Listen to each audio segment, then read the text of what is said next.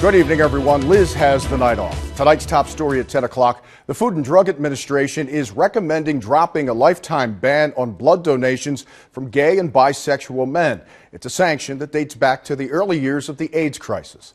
News Channel 20's Garrett Berger live outside the Central Illinois Community Blood Bank with more on what the new policy is and what effect it may have. Garrett.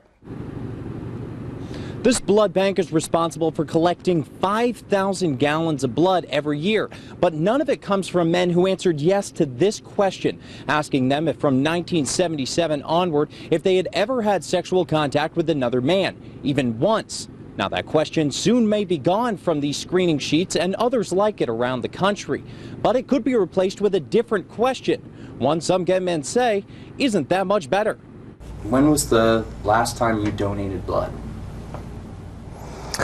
I'm going to say 1981 or 2. But that's a streak Buff Carmichael won't be breaking anytime soon, despite a policy change on the horizon.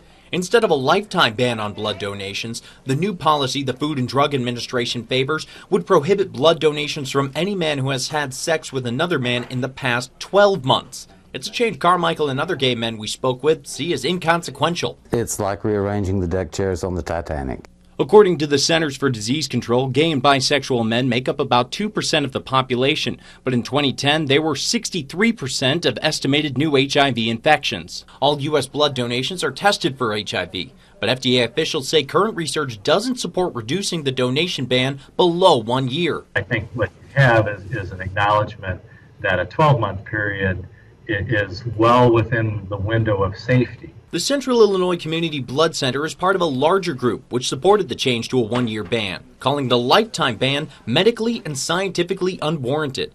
Gay rights advocates say the proposed 12-month ban isn't warranted either, and the gay men we talked to say it doesn't do much in practice. It might help you feel good to donate blood, but it doesn't seem like the vast majority of us, it's actually bought us anything. Lee Cordy has been in a committed relationship for 32 years. He points out no one's asking straight couples to stop having sex for a year. That married couple would find this apprehensible or whatever, that you would even ask a question like, have you had sex with your wife or your husband in the last year? And if so, then you cannot donate blood.